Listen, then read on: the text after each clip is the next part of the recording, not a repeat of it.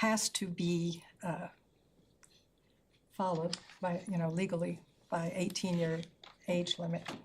Okay, generally the state considers that scooters are motor vehicles and that they are legal and may be driven without a driver's license on public streets that do have speed limits 30 miles or lower, 30 miles an hour, because these things can go up to 30 miles an hour.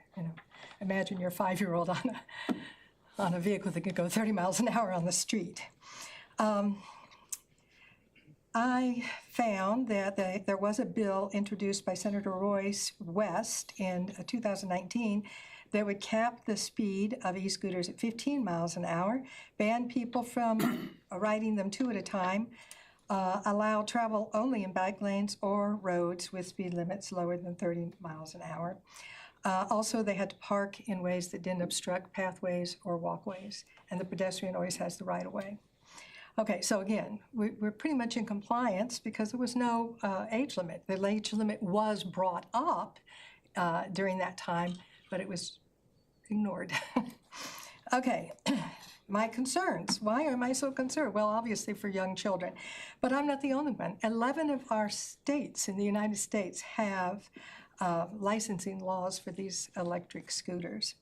And ConsumerReports.org, February 2019, reported that in Austin, over a period of 3 months, from September to November, there were 190 accidents reported involving e-scooters. Half of these resulted in severe injuries, including head traumas, and there were 4 deaths.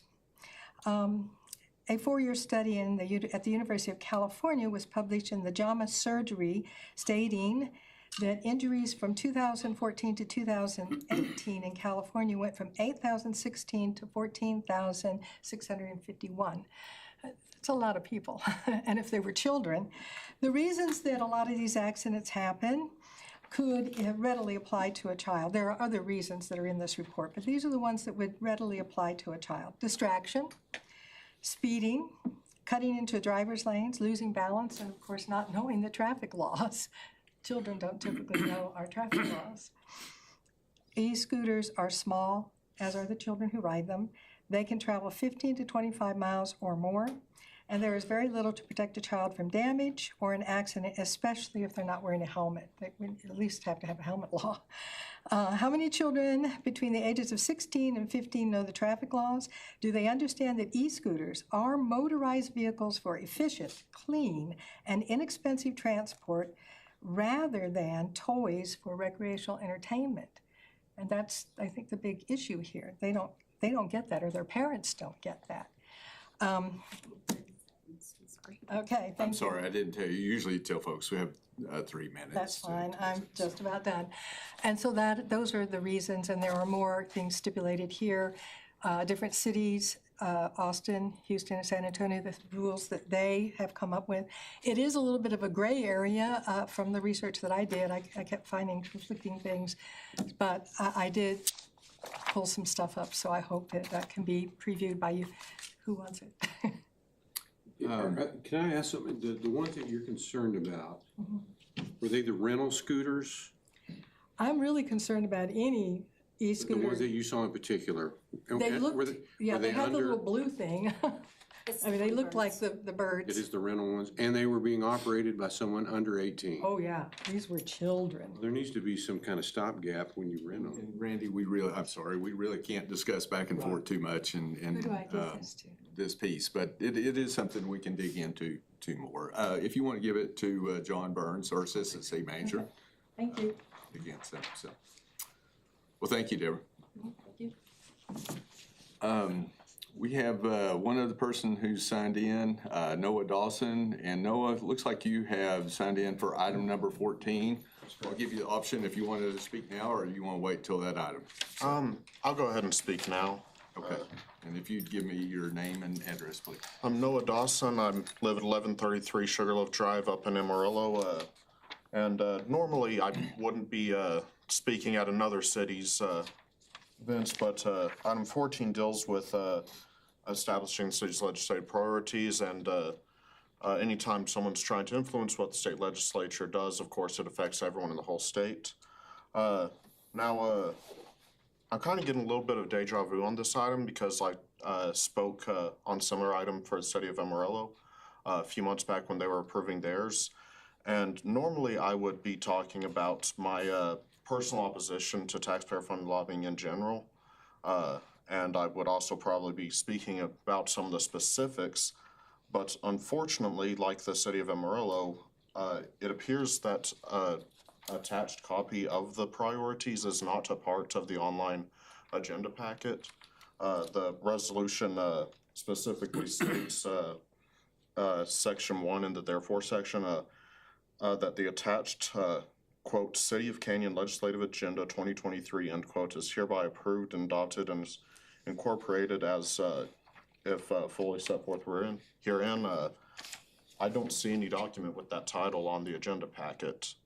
I don't think that it's right for a city government or any kind of government institution to be lobbying, first of all, but I think it's especially dangerous when they're lobbying and approving items to lobby on that the public doesn't even know what those items are. There are a few bullet points as to some of the items being talked about, but again, there is no actual document with that title that's been made available to the public on this agenda packet. The city of Amarillo, whenever I spoke on basically the same exact issue, they also didn't have it in the original agenda packet. They delayed the vote on it so that they could get that in front of the public, so the public could actually give input to that item about whether or not they agreed with what the priorities were, because these priorities are affecting everyone in the state, and specifically if someone's government is going to be officially adopting political positions, I think that they should be able to know what those positions are before the governmental body officially adopts it. Thank you. Did you see the 9 pages connected to that memo? That's the TML legislative update, not the Correct, yeah. legislative priorities. I can address that when we get to this point. Okay, in the agenda. we get to that item. Yeah. That's great, thank you. All right, that takes us to item number 6. Consider and take appropriate action on ordinance number 1168, annexing territory to the city of Canyon as requested by NB Properties, Inc. An ordinance of the city of Canyon, Texas, annexing the territory herein described to the city of Canyon and Randall County, Texas, extending the boundary limits of the city of Canyon to include the property herein described within the said city limits, and granting to all the inhabitants of said property all the rights and privileges of other citizens, and binding said inhabitants by all the acts, ordinances, resolutions, and regulations of said city. Chuck? Yes, sir, Mayor. We had received a petition for voluntary annexation by the landowner. NB Properties Incorporated, the developer of Myra Park, which was accepted by the commission on December 5th, 2022. At that same meeting, the commission adopted a calendar under Resolution 28, 2022, establishing publication dates and dates for public hearings. Those publications were accomplished and the public hearings were held on January 9th of 2023. So pursuant to the annexation calendar, today is the day for final action. Therefore, the commission will be considering a vote on ordinance number 1168, annexing the territory soon to be known as Myra Park as a new subdivision. I noticed the engineer and representative are here too, so. Tommy here too, so. Good deal. Anything you all want to say? Tommy does, so, okay. So it is time for final action, unless someone has some questions for Chuck or. Be glad to answer them if you do.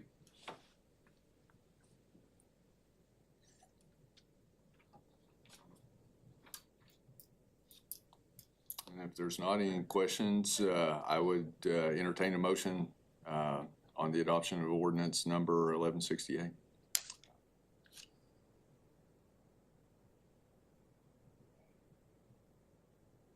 So moved. Okay. Second. Have a motion and second to adopt ordinance number 1168, annexing territory to the city of Canyon, as requested by N&B Properties, Inc. Any further discussion? All in favor of the motion signify by raising your right hand. Opposed, like sign. Thank you, Mayor. Motion passes. Thank you. Thank you all. We're excited about the addition too. So it'll be great, expecting great things. So thank you all. All right, item number 7, consider and take appropriate action on plat for Hunter Estates Unit Number 2A, subdivision within the extraterritorial jurisdiction of the city of Canyon. Lucas? Yeah, so this is a replat of a section of Hunter's Unit 2. It's in the ETJ. There was a letter of map revision that FEMA approved for this section of lots. I think it's 7, 8, 9, 10 lots.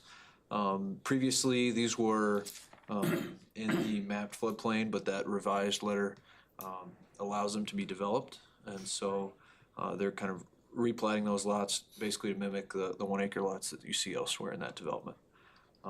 It was unanimously approved and recommended to this body by the Planning and Zoning Commission last month. Any questions?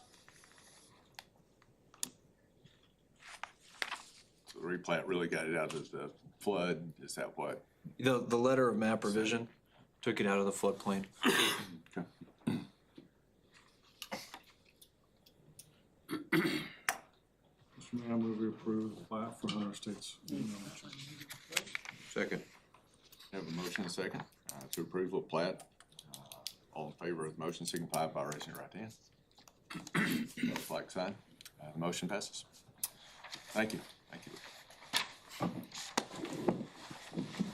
You're welcome to stay if you want, Dustin. Thank you, Dustin. All right, item number 8 is first reading of resolution number 08-2023. Resolution of the City Commission of the City of Canyon approving a project funding agreement between Canyon Physical Therapy and Canyon Economic Development Corporation relating to direct financial assistance and job creation. So, So, welcome. yeah, thank you. On behalf of Canyon EDC and our board, we're, during our last meeting on January 12th of 2023, we approved a project for Canyon Physical Therapy for direct finance assistance and job creation. The total request is $20,000, and the funds will be dispersed by the CEDC. The public hearing was held last Thursday, February the 9th, 2023, and there was no opposition on this project. So, thank y'all. First reading only. Okay. Any questions for Stephanie, project? All right, I think we're all Thank you, set. guys. Thanks, Stephanie. Appreciate it. Okay, item number 9 is consider and take appropriate action on resolution number 01-2023, a resolution of the City Commission of the City of Canyon, Texas, ordering a general election to be held on the 6th day of May, 2023, for the purpose of electing 5 members of the Canyon City Commission, Mayor Place 1 and Places 2, 3, 4, and 5, designating polling places, ordering notices of election to be given, authorizing execution of joint election contract, providing a repealing clause, providing a severability clause, and providing for an effective date. Gretchen? Thank you, Mayor. It is time again. We're hold our elections odd years only. We will be contracting with Randall County again to conduct the election. As of today, I have people that have filed for each place, so right now we've got a full slate. Last day to file is 5 o'clock Friday, the 17th. And then again, on Tuesday, the 21st is the last day to take applications as a write-in candidate. And we can thank our previous mayor, Lois Rice, for that amazing, if people don't know, she went to bed one day and woke up the mayor next day and didn't even know it because somebody wrote her name in. So she was our longest standing mayor and went to the legislation and changed that to where you now cannot just write somebody in on a ballot. So, a little On interesting election day, tidbit. yeah. So, anyway, we just need to call that election, and if everybody remains unopposed, we'll cancel the election. We don't have to conduct it at a later date. I move that we adopt resolution number 0-2023-1, ordering a general election to be held on 6th day of May 2023 for the purpose of electing mayor, place one, and commission places 2, 3, 4, and 5 for the city of Canyon. Second. We have a motion and second to adopt resolution number 01-2023. Is there any further discussion? All in favor of the motion, signify by raising your right hand. Opposed, like sign. Thank you. Motion passes. All right, item number 10, consider and take appropriate action on purchase of ballistic shields. Bo? Mayor? This purchase is in relation to a $90,000 reimbursement grant. The police department is seeking to purchase 12 ballistic shields capable of providing protection from handgun and rifle projectiles. They'd be used in situations similar to active shooters, felony traffic stops, or standoff situations. The full quoted price is $90,010. That $10 is a shipping fee that would not be covered by the grant, would be paid from the police department's operating budget. This price was obtained through a cooperative agreement, but since it is still over $50,000, it does require commission approval. Captain? Yeah, not much really else to add on that. That was, it's just one of 3 grants to kind of talk about. And yeah, Chief Bryce worked pretty hard on getting this grant kind of in a short amount of time, limited funds, and it requires to make some changes to our policy, I think in a good positive way. It's an excellent opportunity for people on patrol, our SROs, and on our TAC team as well. I move we approve. I'll second. We have a motion and a second. All in favor of the motion, signify by raising your right hand. Opposed, like sign. Thank you all. Takes us to item number 11. Consider and take appropriate action on resolution number 07-2023, resolution of the City Commission of the City of Canyon, Randall County, Texas, authorizing the submission and acceptance of a grant application to the Office of the Governor for the Criminal Justice Division Grant Program for the purchase of rifle-resistant vests for the City of Canyon Police Department, and authorizing the Chief of Police to represent the city in all matters pertaining to this application. Okay. So just if I can, just to kind of talk about the public comment about the birds, I'm going to have patrol look into that. I know that's something that we've had reported to us here in town, and so we'll do some further on our side and see if that's something we can kind of help her out with. All right, so moving on to this agenda item. Yes, sir, it's going to be, it's a grant that we've applied for to replace 7 of our vests that are currently with our ERT team. We've got some older vests that are still on patrol. The technology on those has actually improved quite a bit over the years to make what used to be, I think Commissioner Jones remembers the old heavy ceramic vests that we used to carry. They're quite heavy. If you ever want to see one, I could show you. We got a couple of them downstairs, but new technology now to make them much more light. And so we want to replace all of our ERT team members, their vests, and just kind of pass those down to the people that have some of the older vests. So a little bit of recycling going on there. Total cost of the project is estimated to be, we're looking at about $5,600, give or take. We've got some quotes that we're working on at about $800 a piece. And this is a fully funded grant through the state. Okay. Move we approve. Second. We have a motion and a second to authorize submission of the grant. All in favor, signify by raising your right hand. Opposed, like sign. That motion passes. All right. Item number 12 is to consider and take appropriate action on resolution number 09-2023, a resolution of the City Commission of the City of Canyon, Randall County, Texas, authorizing the submission and acceptance of a grant application to the Office of the Governor for the DJ Edward Byrne Memorial Justice Assistance Grant Program for the purchase of records management system hardware and software for the City of Canyon Police Department, and authorizing the chief of police to represent the city in all matters pertaining to this application. Okay, so the JAG grant is something that we've been taking advantage of over the last several years. Just a reminder, we bought tablets with our JAG grant 2 years ago. Last year, we invested in the crash data recorder that we're working on the purchase and the training on now. And so kind of keeping with the technology aspect of it, we're looking at replacing our records management system for the city. Right now, the court and most of the other cities using a certain software brand that if we end up getting that one, it works a little bit better with court. Right now, we're having to do some kind of antiquated stuff, hand entering. The ladies downstairs are having to hand enter tickets. We've had problems with compatibility between printers and the software, which is why the officers are handwriting citations.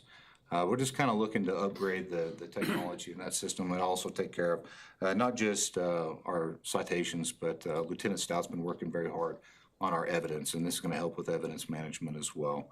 So it's definitely a package. It comes with a lot of software, be some learning on our end to kind of advance. Is probably a good way to put it. Just looking to keep moving forward with our technology down in the PD. And this is going to be a 50-50 matching grant with JAG. Our estimated cost right now is looking to be about $65,000.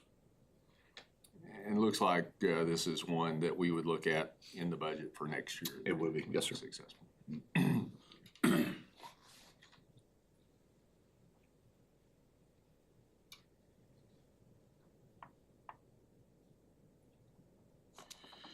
Mr. Mayor, I make a motion, we approve Resolution 09-2023, authorizing the submission, acceptance, and administration of the Edward Byrne Memorial Justice Assistance Grant.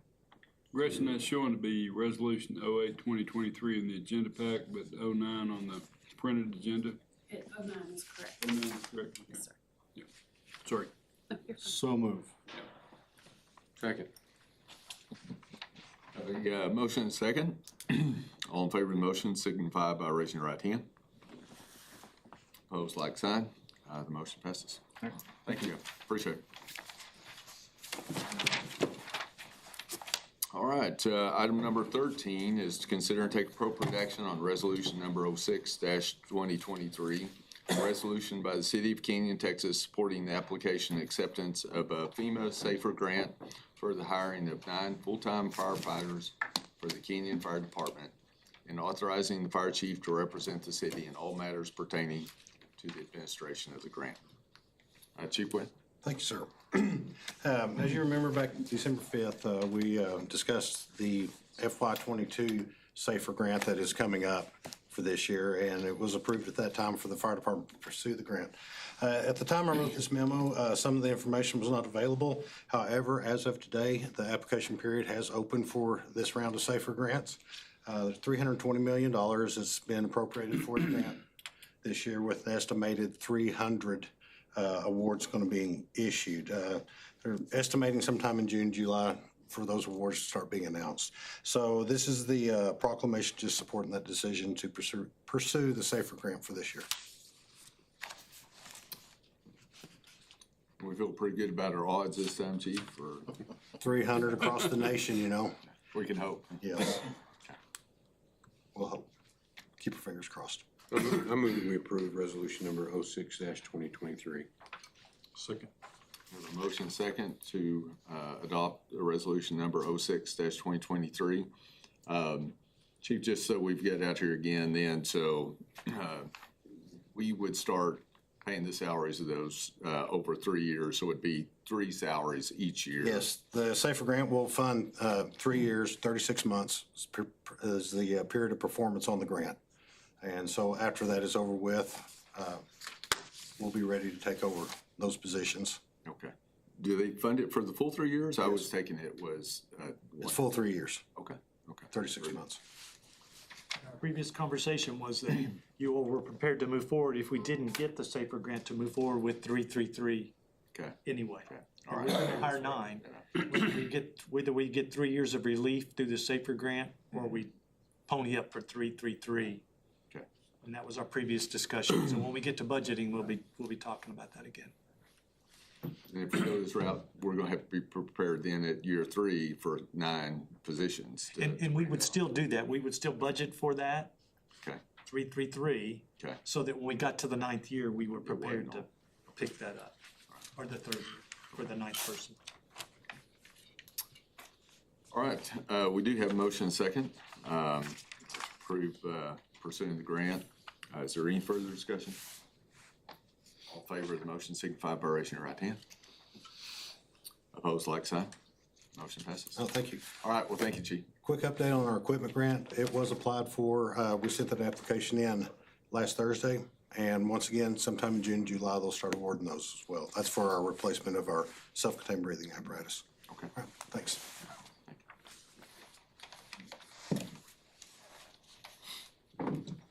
Okay, item number 14 is consider and take appropriate action on resolution number 04-2023. A resolution of the City Commission of the City of Canyon, Texas, establishing legislative priorities and adopting the legislative agenda for the 88th Texas Legislature, including any special called sessions and the interim.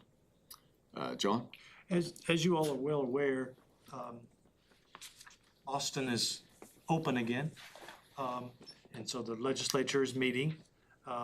If you're looking at the memo, nearly 7,000 bills were presented or proposed in the last session. So we would anticipate that number being out there again, if not more. And with that, over 2,000 of those directly had an effect on cities in some way, shape, form, or fashion.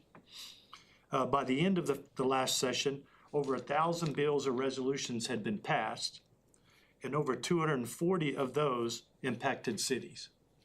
So it's clear that in Austin, there's a lot of, in legislature, there's a lot of time spent talking about cities and taking action on various items associated with the city. TML says that has seen that the percentage of city-related bills has increased from 17% 20 years ago to 31% in 2021. So increasingly, the bills that are presented and the bills that are passed are associated with cities. Some of those affect a city like Canyon, some of those don't. In the recent past, they have begun to pass legislature and making it very specific. Cities with 200 and 1,000 people fall in this category, and it only affects them. Or counties of 2 million people it affects, and it doesn't affect us necessarily. So some of those bills don't have any effect on us at all. TML's legislative philosophy for this upcoming session, that they will vigorously oppose legislation which would erode the authority of Texas cities to govern their own local affairs. In other words, those things that don't allow you to do your job here and govern the city of Canyon. They also feel that the cities bear the primary responsibility for the provision of capital infrastructure and for ensuring citizens' health and safety. Thus, cities must be assured of a predictable and sufficient level of revenue and must resist efforts to diminish their revenue. Of course, there will be continued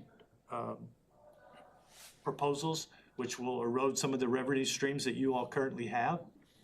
A good example of that would be previously, you would receive payments from AT&T. Let's as an example. AT&T might have 2 lines in the ground.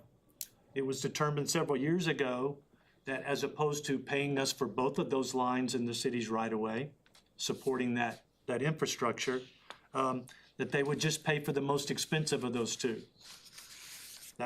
That's revenue that you lost. There are other examples of those things where cities lose revenue. The league will oppose the imposition of any state mandate that do not provide for a commensurate level of compensation. So as we know, as we continue to get continue to be told that we have to put things in place and do things. Without a funding stream for that, it becomes more complicated. We have Unfunded mandates and basically. Yes. And we hear about those, and those are a concern for us. So what city staff has committed to do is that we will continue, as we did for the last few years, to monitor the legislature through TML and on our own, to see those items that we feel like will have an effect on the city of Canyon. We receive bi-weekly legislative updates from TML, and we're participating in their webinars in an effort to remain informed. And we're reading on our own, reading other groups, organizations that monitor the legislature to find out what's going on. Staff will keep the city commission informed of the legislature, which would be beneficial and or detrimental to our region and our community throughout the session. You can see the website there for TML. That's the link to get the TML updates if you choose to read those. I also compiled a list of off the various updates, the first six updates that we have received for you all. That was in your packet. We don't necessarily have an opinion on all of those. Those are just things that we think you should be aware of. Those are things that are being talked about. Those are things that could affect your city and our city of Canyon. So the legislature staff, again, through those updates, will look for the erosion of municipal authority, any imposition of or placement of revenue or tax caps of any type. We want you to be aware of those because they do have an effect on us.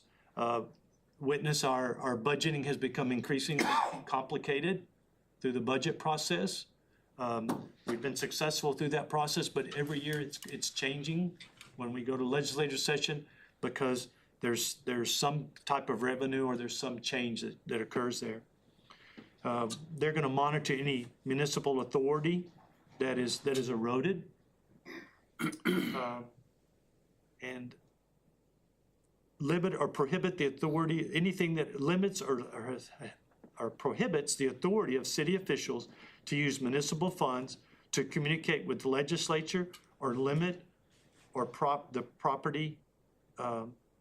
the authority of TML to use any of their revenue, prohibit TML.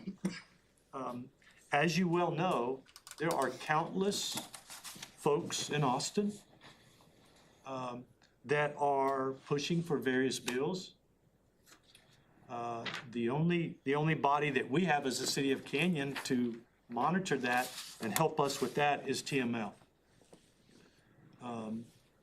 I believe, Cody, you've spoken in Austin before, have you not? Yeah. On behalf of the city or the county? A little bit of both. And we need people down there to let us know when that needs to happen. When there's a hearing happening, when there's something going on, we need somebody down there, boots on the ground, to let us know. We need elected officials. We need people to speak up on something. And so without them there, it becomes very complicated for us to know what's happening. So staff has committed to encourage the support of any legislature that would enhance the city's ability to solve problems and improve the quality of life for our Canyon residents. We will encourage and support any legislature that enables the use of electronic notice for all required public notices. Use of the newspaper is increasingly expensive. Readership of newspapers, I read the newspaper every day, but I'm one of the few probably in the room that do that. This gentleman writes, I enjoy your articles. Unfortunately, he knows that there used to be a staff of probably hundreds in Amarillo, and I doubt there's 100 left in Amarillo on the staff. So finding other ways to put that information out electronically would give assistance to us. More cost effective. Provide for the expansion of Paladura State Park. Any legislature that does that, we've already spoken to our legislators about that. Gary's kind of led that charge for us, and thank you for that. because that's a great thing for our whole region and specifically our community. And we would support anything that provides additional funding to the Texas Department of Transportation for the transportation projects that would support regional appropriate highway improvements and rail as components. So anything that would support our region in those areas, we would support those as a city. As our speaker did mention, it does, the last 2 years, we have used this memo as the City of Canyon legislative agenda. We have not created last year nor this year an item that said agenda for us. This memo has served for that because we have not taken a very, we have not narrowed down bills or specific areas that we are saying that we support or saying that you are not necessarily supportive of. We've taken a broad approach to that, other than specifically like the Palo Duro Canyon, because that's something we know that we really want to support.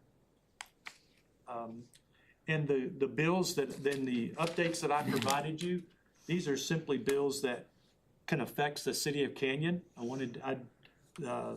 Each one of the updates is rather lengthy. I didn't want you all to have to go through and read all of those. The website is there. You're more than welcome to read those. So we went through and pulled out what we felt were the significant ones. I'm just gonna hit 2 or 3 of those. I'm not gonna go through this list. You have those, and they were in the packet. One of those that Bo would probably support is the fact that the competitive bidding threshold was set 20 or 30 years ago in the state of Texas at $50,000. And there's been a bill proposed that would allow us to move that to $100,000 on a threshold. You can see how much did we spend on shields tonight? 90. And how many shields do we get? 12. So that bidding threshold that was just 12 items. That 50,000 is a fairly low item.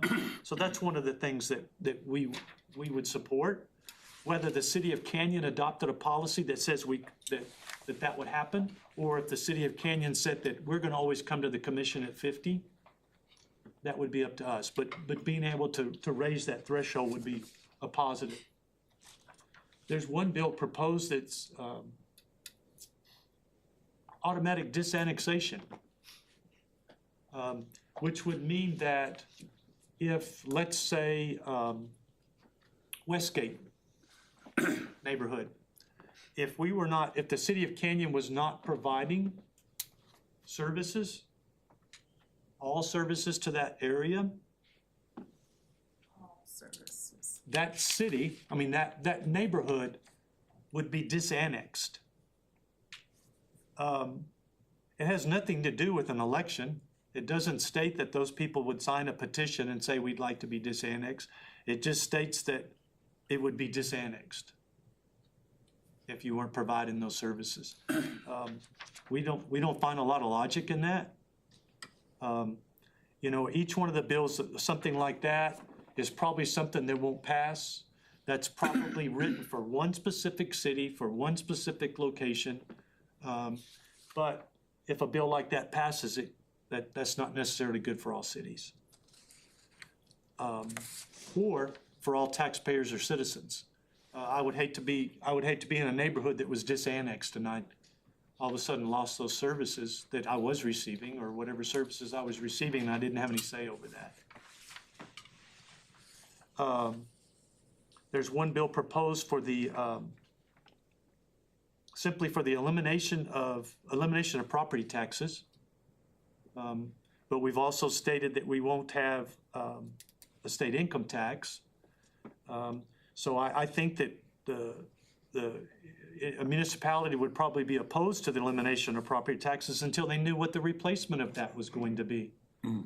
I'm not sure that's a safe limb for anybody to crawl out on.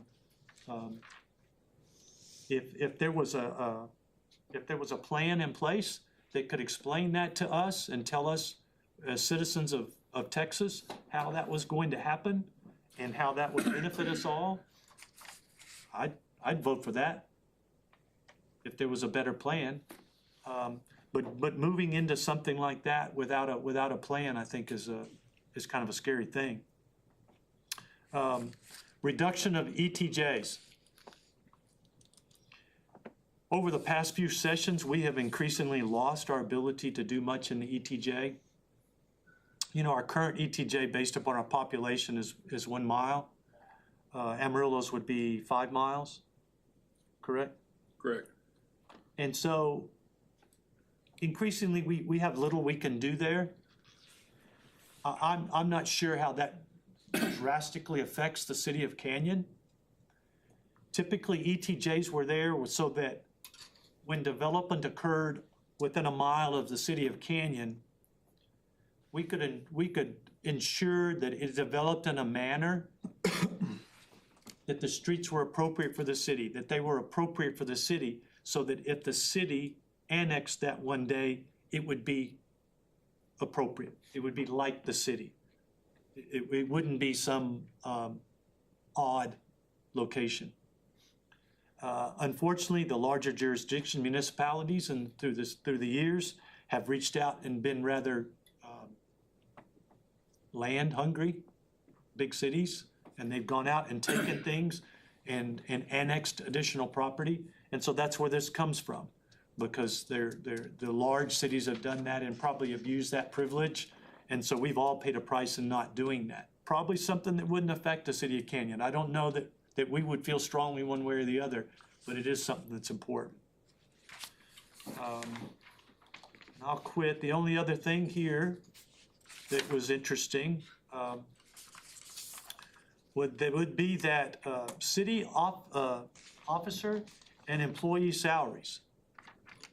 I don't know if anyone's noticed. Cody's shaking his head. He's seen that. There's a House bill that said would, among other things, provide that a city officer's or employee's salary must not exceed the governor's salary as set by the legislature. Irrelevant to the city of Canyon, there's another one that says that a city municipality golf course can ban plastic water bottles from their golf course. You know, just a small thing that's been proposed. And I think the concern that we have is that, and you all have seen that through the years, because something sounds kind of wacky today to me. Down in Austin, it only gets support of 2 people. But 4 years from now, it gets support of 6 people. And in 10 years from now, it gets support of 20 people. And all of a sudden, there's this disannexation law, and neighborhoods are being disannexed when they didn't want to be. And that's our concern, and that's why we try to pay attention to those things. So there is a resolution here. Again, on number 1, section 1, where it states the Canyon Legislature's agenda for 2023, we have always considered our memo that it does not state that, but that's what we've considered our legislative agenda. Again, at this point in time, there are not specific bills that we don't feel like that's our task, is to find specific bills. Well, our goal was to find general statements that we will help you be aware of as we move through that process.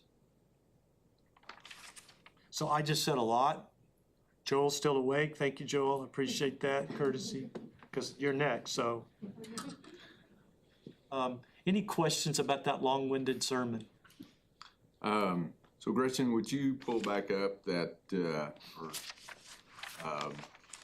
the list that John's talking about that says I've compiled the list of, The legislative, Email summary. You had the legislative update, you just had those summaries. here. It's what you had up on the screen. Hold on. You know, bottom line is, that's a pretty short list. It's really not, we've had a lot of those same items. Most of those same items have been year after year, and yes. So I think, John, that's really what you're asking is that's the guidance that you want us to approve. is- That's what is we've- This guidance. That's what we've done in the past. And I City- understand, I City hear what authority. you're saying, it doesn't state that. Yeah, so I would appreciate if it would be clear because I think the generally, what we're resolution. saying is, Appreciate that. the city's, Appreciate that. position is consistent with TML's position, is really what we're saying. Yes, sir. But also, these are things we talked about internally, that this Correct. just makes sense. I mean, we don't, you know, in the past, I think we haven't really agreed on funding caps. It felt like we could handle that internally, that the state's putting, you know, leave us to our own, you know, set our own regulations and our Right, own right. taxes, and somebody can come vote us out if you know, they disagree with that. So, but, back again, unfunded mandates, a lot of it comes back to leave us alone. We're doing a good job down here, and if we're not, vote us out. So I think it's a big part of it. So.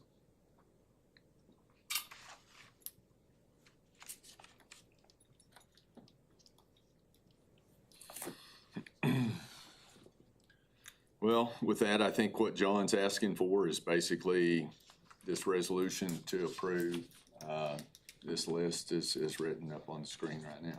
Which is not the TML update. It's off the memo.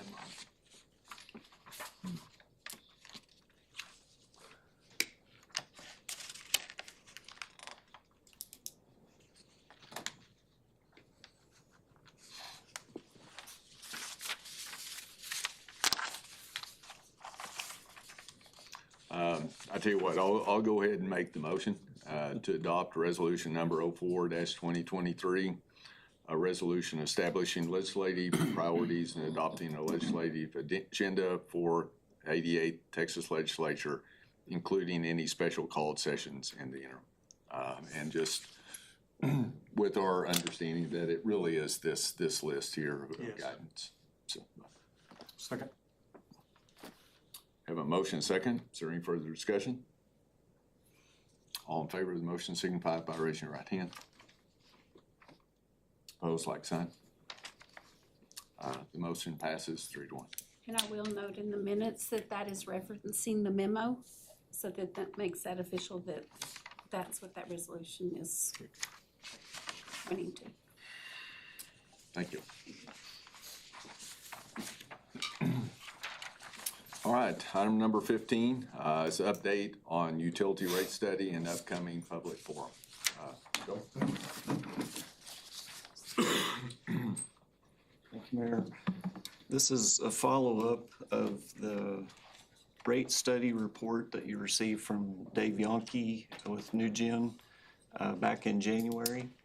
And we just wanted to put this before the commission again, just to let you know that we are working on this item and that we will be bringing this back to you for a final decision in the next, either the next meeting or the second meeting in March. Just to remind you what NewGen did for the city of Canyon, they did a complete comprehensive study of our current utility rates. That would include our water, wastewater treatment, and also our trash collection services. They provided that report to the city and also recommended a couple of different scenarios for restructuring rates and also adjusting rates over the next 5-year period. Since your meeting in January, what we've been doing is making that report available to the citizens. Megan Nelson has helped us with putting that on the city's website. It's prominently displayed there so citizens can go look at it. They can read that study, see what those recommended changes are. We've also mailed out a information card kind of summarizing what the rate study was about. Has a QR code on it. Residents can use that QR code, takes them right to the website. They can see the report. They can see what's being recommended. We're also preparing for a public forum which will be next Tuesday, February 21st. It's going to be designed as a kind of a come and go, conversational kind of platform where we can visit with citizens about their specific situation and how the rate study would affect them. Just to kind of give you highlights on it, just to remind you, for the minimum water user, that's 2,000 gallons or less each month, none of the rate scenarios affect that person. For even the person that's maybe 7,500 gallons a month, neither of the scenarios are significant increase. But what would be affected would be the higher volume users. And some of that's from requests we gave NewGen as we were having the rate study designed. Some of that's just from your suggestions and what you've wanted to accomplish through this. And then also for the wastewater treatment, there's no recommended change to our wastewater treatment rates. And trash removal rates, just only a slight increase based on inflation. And most of that's going to affect our commercial customers, not so much for the residential. We'll bring the comments back. I think we've had a couple of emails in response to sending out these cards. We'll bring the comments that we get at that public forum back to the commission for you to use in making your decision. We've also taken comments that you made after that report back in January, and we've included that in some of our scenarios, some of the things that we're going to present at that public forum. But what we're asking you to do between now and when we bring you that other information is just to be considering this and thinking about the direction you want us to go and what position you're going to take on it, and just being prepared to make that decision here within the next month or so. Ideally, we would like to get this rate structure in place and be ready to go with it as we're going into our budget season and using it as we prepare the budget. Do you have any questions or any discussion that I can help with right now? We really think the unique format of the meeting will provide everybody individual conversation, allow them to interact with our staff as opposed to having a speech and going up and going through and for 20 minutes and blah, blah, blah, blah, blah. It'll be stations, they'll move around, they'll be able to talk to different people. I'm not a commercial ratepayer, then you don't need to go over here where they're gonna talk about commercial trash. I live in a home, okay, then come over here, right, Joe? That's Exactly. That's the goal of it all. We'll have 3 or 4 staff people at that meeting, and each of us have a specific subject that we're gonna deal with. And those concerned citizens can come to us if they're concerned, if they're maybe in those higher 3 tiers of the water usage and they're concerned about why that rate's being increased or how it's being increased. We can speak to that specifically. Joe, what percentage are in that? You said 2,000, that's the minimum. You got a guess on that number? And John, I might point out, looks like to me, it's actually up to 20,000 gallons or not seeing a volumetric rate. Depending on which scenario. Depending on which scenario we go. Which is kind of what we had asked for. Okay. I think. So if we jump to 20,000, then that takes even some landscaping, I think, at 20,000 gallons. That's, From 20,000 up, it's generally gonna affect the people who are watering their yards. Exactly. well, we feel really good about it. And I think, hopefully you all had a chance to look at that study, Joel. That study was really well done, I think. It was very thorough, and it's making sure that we're charging adequately to cover our costs, but also preparing for costs that are out in the future. And so we did, based on our CIP list of all the projects that are coming in the next 5 years, we put some of those large projects in there, and making sure that we've got sufficient rates in place to provide the revenue to service the debt to do those capital projects that are related to our water and wastewater treatment infrastructure. So all of that's factored in, as well as inflation and growth rates of the city. Very, very inclusive in what they took into consideration. And a real explanation for any rate increase. It's not just, It's not budget, random. not just to increase the budget. Right. I mean, it's like, so why am I getting this rate increase? It'd be very clear what that would go for. It's tied to specific things we're projecting to do. And we'll adjust that from year to year, depending on what projects we're able to do. And we have the model. NewGen was gracious to give us that model, and we can actually tweak it and adjust it as we go and put in actual numbers to see how we're going.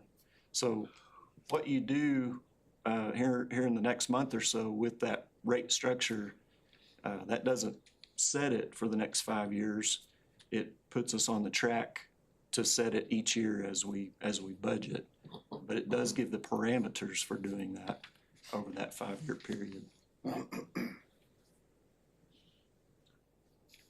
A couple of thoughts, and it's my understanding we'll wait, and we won't make any changes till after that public forum. But a couple of things. One, we talked about earlier. I think I would much prefer, even with those top 3 tiers, so we've got a 15% increase there in scenario 2. I'd like to see 3% each year. I think that's just, I think that's better for folks, even if we're gonna require them to pay more for using that higher end, I think, than doing it all in 1 year. And I also think, and we've talked about some, I know I talked to Joe, I think there's a place for education to participate in some of the increases too. I think compared to some other places, sounds like we're already pretty low on that rate, and there's not been an increase for anybody in the last 3 years.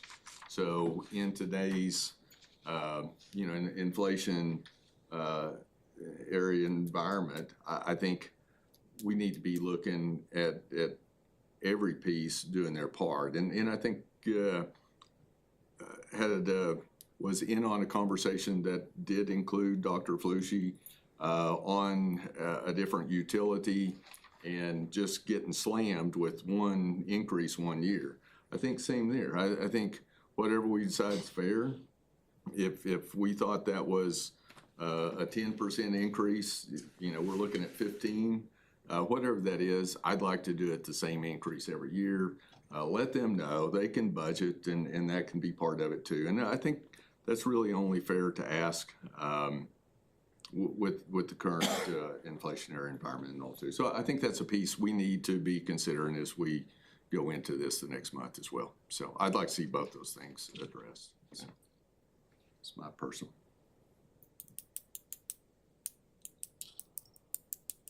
If you have questions over this next few weeks, comments like that, please call us. We can work those into the models that we're doing in order to bring that to you for a resolution to vote on. We can do different scenarios and let you make that decision at that meeting so that it incorporates those thoughts, those ideas. You know me, you never pass up an opportunity to lower those rates. You knew it was gonna come in there somehow. Water rates. If you're Somehow gonna we raise gotta some pay of for them, the- there's gotta be somebody in town that can pay lower. Somehow we gotta pay for those salary increases that we just did this last year too. So gotta make it all fit. So.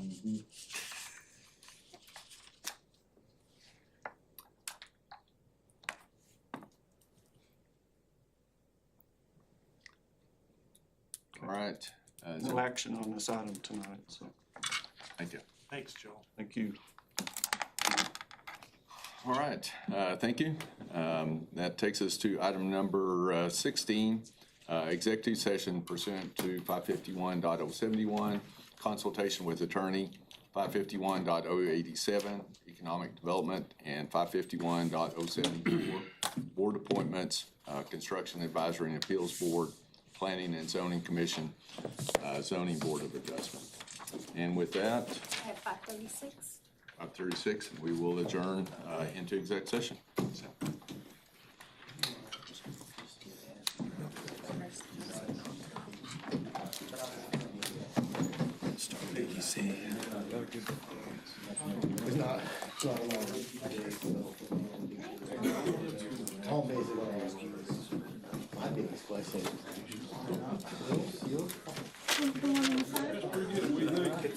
Got police on them.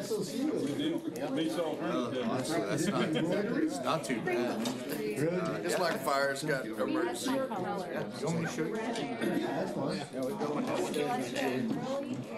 How far you did?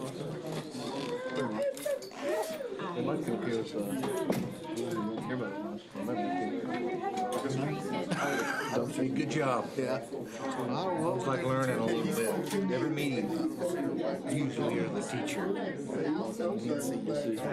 I wish. Send us what they're proposing. Yeah, that's what I said, is like, you wanna see it, so. Say it's okay. Come see us. I don't know. All the priorities in the packet. There's really not a set priority. Where y'all running off to? We're gonna get a vote for him about something, he's gonna show me something. Good, how are you? See you next week. Y'all having too many evenings lately. They can pay more. Not if everything gets more expensive. Here, I wasn't here, they usually come get you. Oh, really? Because we're doing Well, better? I love it. Because we don't get as much money. I got you. Cody, no, my card. Excuse me? I'm not sure that's the way this dog gets wet.